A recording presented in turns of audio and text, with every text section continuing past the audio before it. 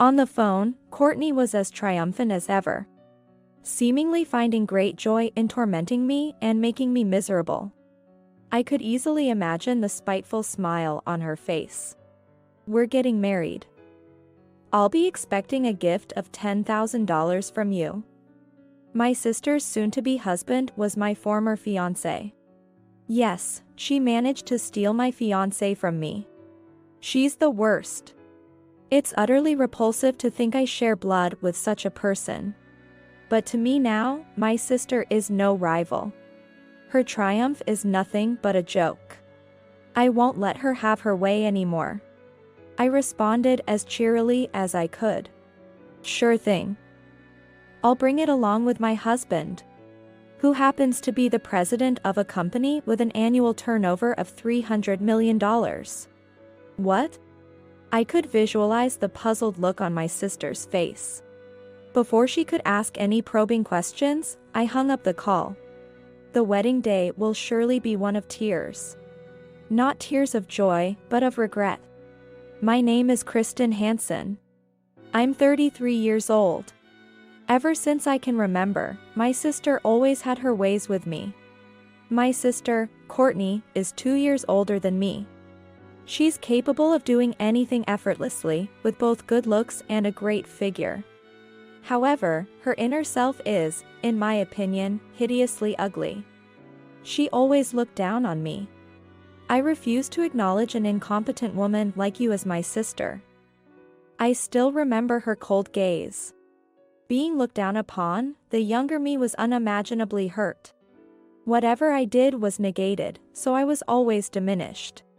My sister, proudly standing tall, and I, with my back hunched, were the very picture of contrasting siblings. There's no denying that my sister was quite beautiful. Both our parents always fawned over her, due to her superior looks. On the other hand, they practically ignored me, the unremarkable one, making a clear distinction in their treatment. Looking back, it feels like we were truly the embodiment of light and shadow. My sister was popular at school, excelling in both academics and athletics, with good looks to boot. She was the cheerful and bright center of attention. A high ranker in the social hierarchy with significant influence within the school. One might think that being her sister would have its perks, but reality was far from it. My sister detested my clumsy self, bringing me harm rather than any benefits. "Don't you dare talk to me at school. I absolutely hate you." Her own words in front of everyone were unbearable. To them, I was like an easy target. There was no smile on my face during my school days. I can say that much for sure.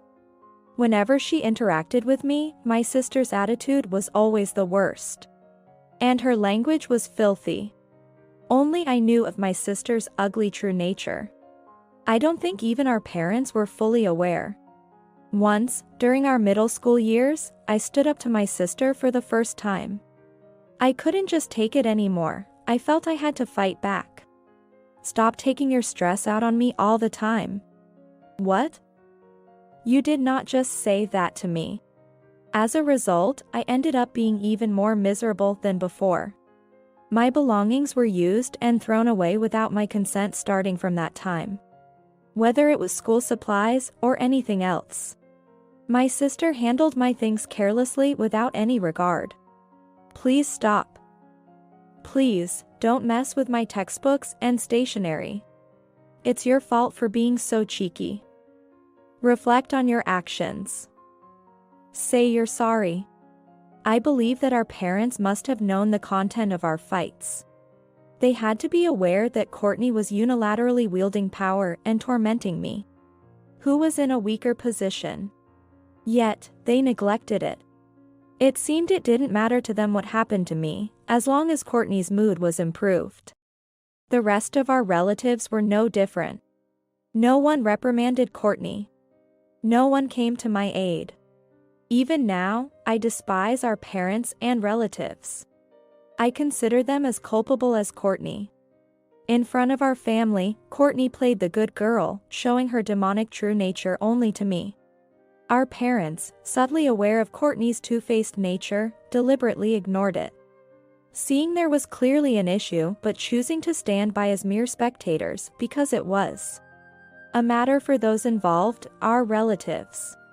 In such a deplorable environment, it was inevitable for me as an unknowing child to develop mistrust towards people. I became isolated, shrunk into myself, and grew more introverted and silent as I matured. I began to vaguely dream of cutting ties with Courtney, our parents, and our relatives as soon as possible, to live an entirely new life. Imagining myself freed from all entanglements and living freely helped protect my fragile mind. The incident that decisively set me against Courtney happened when she was a freshman in college and I was a sophomore in high school. At that time, I was at the pinnacle of happiness because I had gotten a boyfriend for the first time.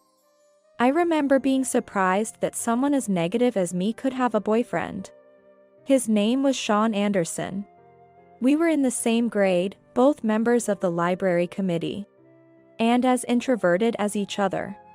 I suppose our wavelengths just matched. Having met by chance, our relationship deepened quickly. Some teased us as the gloomy couple, but we ignored them. Let them say whatever they want. No one could interfere with us. We felt strongly about this. Intoxicated by the fullness of experiencing this for the first time, I think I became oblivious to my surroundings. And then, I made a mistake. Caught up in the moment, I revealed his existence to my parents. I've been dating a boy recently. A guy of the same age, named Sean. Having been constantly compared to Courtney and ridiculed as dull by my parents, I wanted to prove that I could get a boyfriend too. There's no doubt that there was a show-off attitude overflowing in me at that time. Maybe that was my mistake. A few days into the summer break, the daily communications from Sean suddenly stopped. What happened? Did something happen? I asked via email, but there was no reply. Normally, one would check with mutual friends in such a situation, but sadly, we didn't have any. I didn't have the courage to visit his house. Exactly 2 weeks after the communication stopped, Sean emailed me to say goodbye. It wasn't a joke. There's no way we could break up without a clear reason. I called him, begging for an explanation. Please tell me why. I won't be able to accept it otherwise. Please. Sean just kept repeating, I'm really sorry. In the end, he never gave me a clear reason. All I could do was accept the breakup. From noon to midnight that day, I cried nonstop without eating anything. A few days later, when I went to the mall for some errands, I encountered a sight that made me doubt my eyes. Courtney and Sean were walking arm in arm. Hey! What is this? What's going on? I shouted right there and then. There was no way I could care about the stares of passers-by.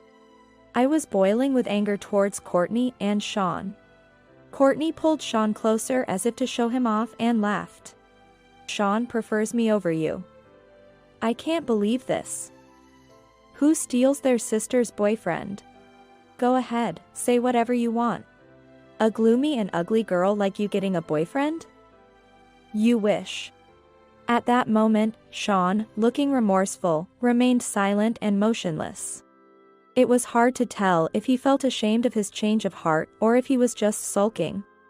Later, I found out that my parents had told Courtney about Sean. Learning that I had a boyfriend, she remarked, Kristen getting cocky, huh? What followed was astonishing. Courtney used her summer break from college to approach Sean repeatedly. Apparently, Sean easily fell for my experienced sister. Well, this is it. You're better off alone. I felt my head about to explode with the anger welling up inside me. What made me even angrier was what happened next. The day after we encountered each other at the shopping center, Courtney dumped Sean. It seemed she had gotten her satisfaction from tormenting me and considered him no longer of use. Sean called me, wanting to apologize in person and hoping to start over.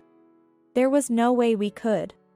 I rejected him and made our breakup official. I couldn't stop crying. There isn't much to say about my college years or the first 5 years of working. I excluded my sister from my life as much as possible and lived without dwelling on the past. Since I still found my parents and relatives unbearable, I never went back for the holidays, not even for Thanksgiving or Christmas.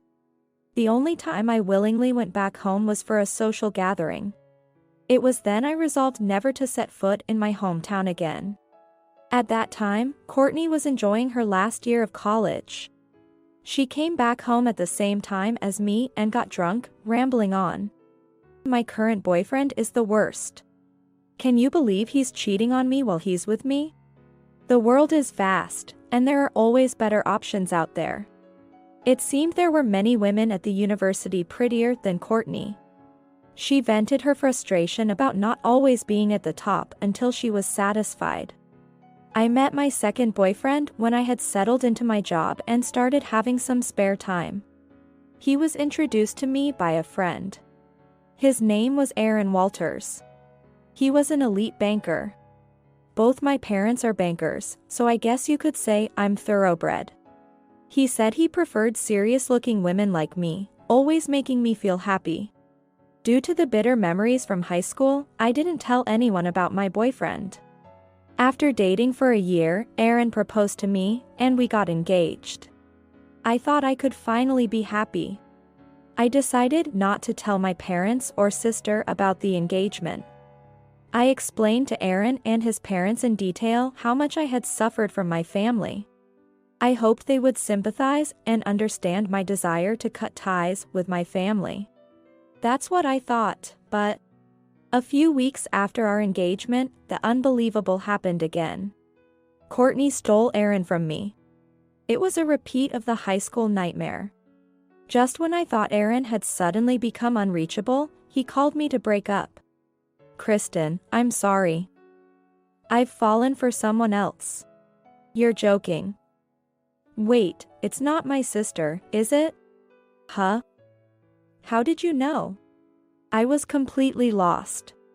I had kept his existence a secret from everyone. I hadn't told a soul, nor did I plan to. Yet, somehow, Courtney found out. How? Why? That's when I started thinking about revenge and began thoroughly investigating my sister.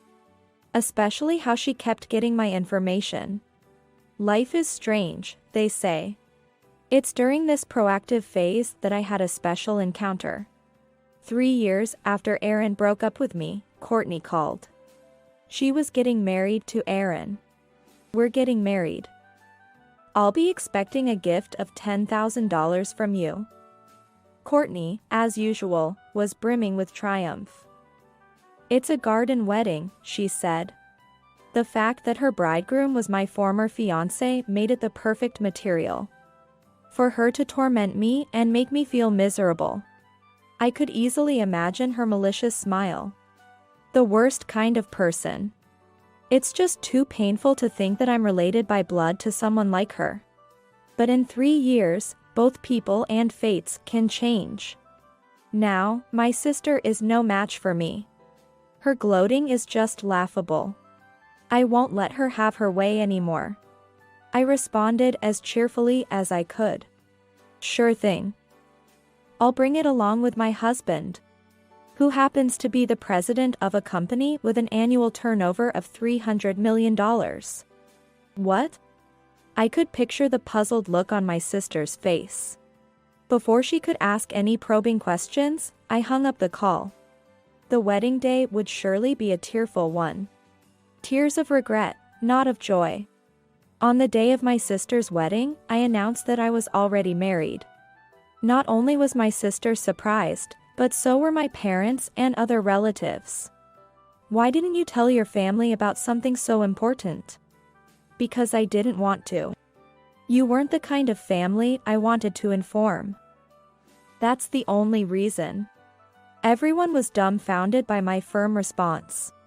Served them right.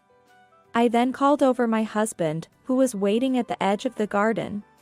Striding over was a tall, assertive man with the air of a businessman about him. My husband, James Owen. He had turned a nearly bankrupt factory into a global corporation and expanded his business into many fields, with the group's annual turnover now reaching $300 million. James' demeanor was that of a successful man, brimming with confidence. And my relatives were all overwhelmed by his presence. Pleased to meet you. I'm James Owen. I apologize for not coming to see you sooner. Congratulations on your wedding, Courtney. What do you mean, congratulations? How dare you marry someone's sister like it's nothing? Shouldn't you have come and asked for her hand in marriage properly? Of course, that was my intention. But Kristen stopped me. After hearing why, I understood. Courtney, you are truly the worst. What? What do you mean by worst? Not only have you harassed your sister Kristen since you were kids, but you also stole her boyfriends during high school and as adults, even going as far as to marry one of them. If that's not the worst, I don't know what is.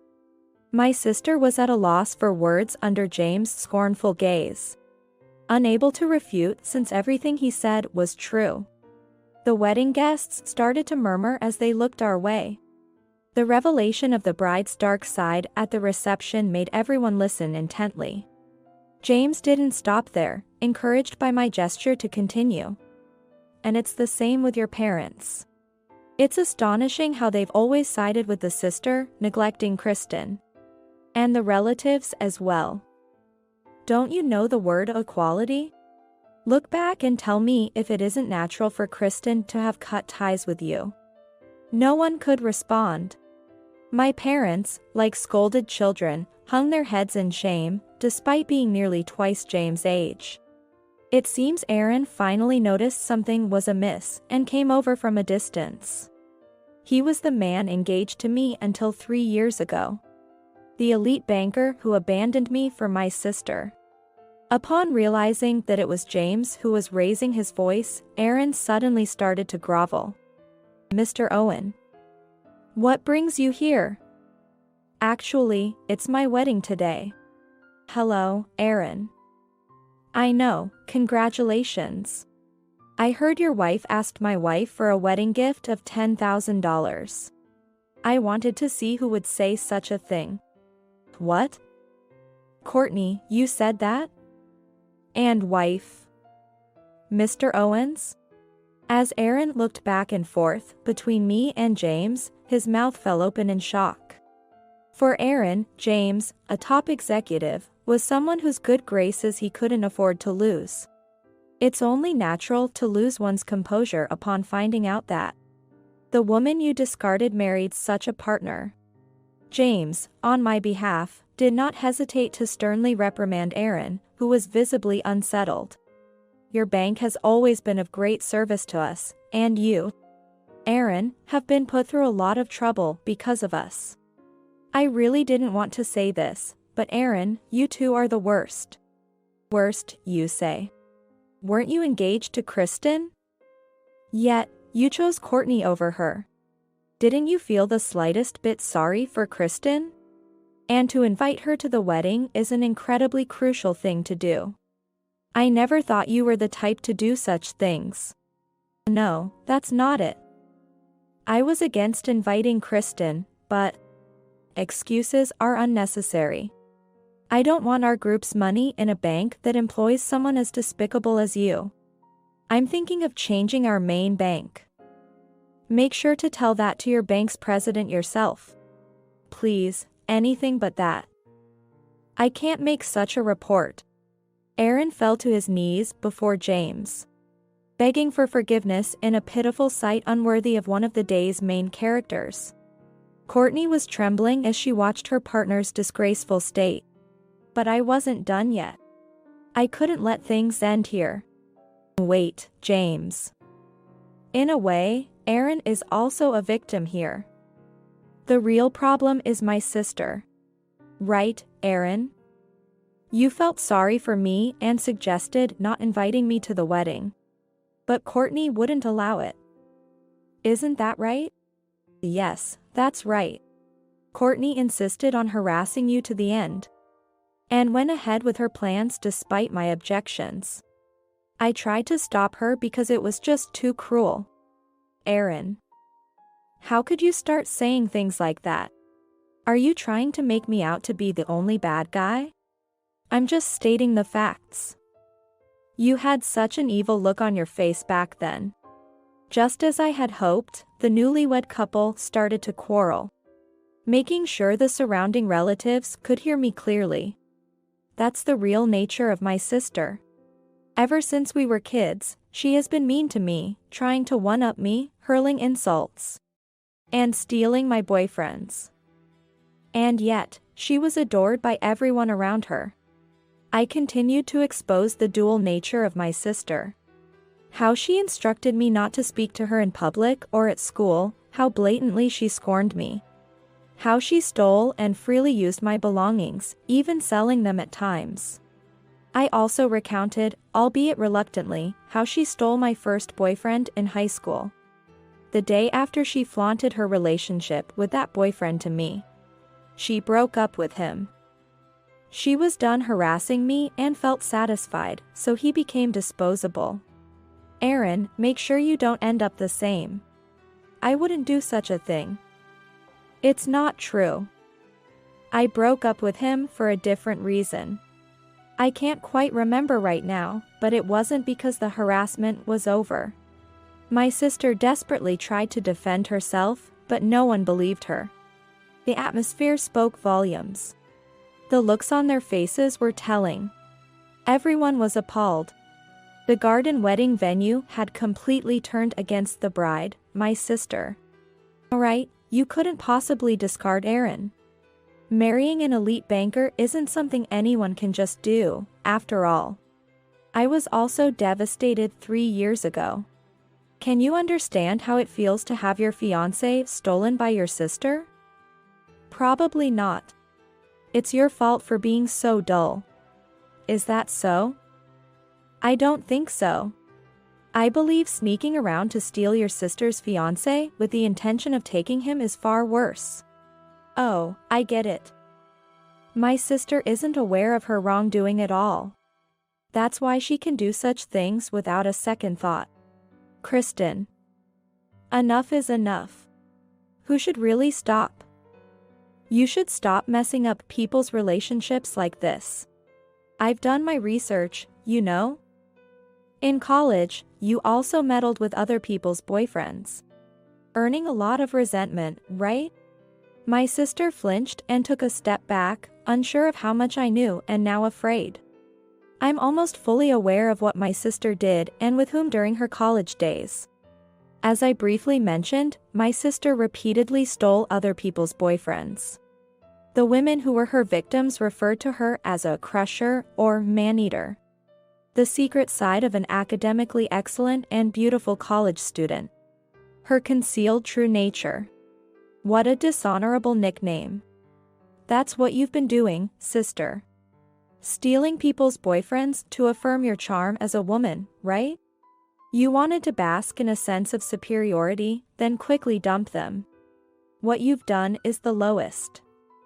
It's wrong as a human being. It's rotten. I'm ashamed to be your sister. Stop it. Don't lie as if you've seen everything. Me, lying? That's the lie. I told you I did my research thoroughly. I met with each person who suffered because of you, heard their stories in detail. Amy, Mary, Becky, Hannah, Rita, Tracy. Don't you remember? They're all people you took boyfriends from. And they all still resent you to this day. As I mentioned specific names, my sister's complexion changed. She realized she had no escape from the truth. After being looked down upon for so long, she was now at a loss. Shaken by the counterattacks from her younger sister she had always underestimated. Neither our parents, relatives, nor the staff at the venue could stop me. Even if they tried, James would hold them back. Feeling it was about time, I decided to deliver the final blow to my disheveled sister. By the way, how did you find out about my engagement to Aaron 3 years ago? I didn't tell anyone. As James mentioned earlier, I hated everyone. So I had no intention of telling them even after getting married. Aaron and his parents were understanding of that. That is. Someone told me. Who? When I was in high school and got a boyfriend. It was Dad and Mom who told you, right? You said something like, "How dare Kristen act so high and mighty?" But it's different now that I'm an adult. I didn't tell my family anything. Since I started working, no one I met had connections to my sister. Yet, she knew about my engagement to Aaron, got close to him, and interfered. Who made that possible? Someone told me. Who are they referring to? I pressed on for answers. I don't know. I can't remember. Why does it matter now? It matters a lot. Courtney, you're the one suffering because you lie. Why don't you be honest? There wasn't actually anyone who told you about me and Aaron, was there? Huh? What? What are you trying to say? I turned my smartphone screen towards my sister for her and everyone else to see. Displayed was an image of my sister. And a scene of her unlawfully entering my room. For once, my sister turned pale and was at a loss for words, mouth agape. Surprised? I thoroughly investigated how you found out about me and Aaron. I considered all possibilities. And I found it. Courtney, you planted a bug in my room, didn't you? That's why you were always so well informed. Bugging? No way. Courtney, you bugged your own sister?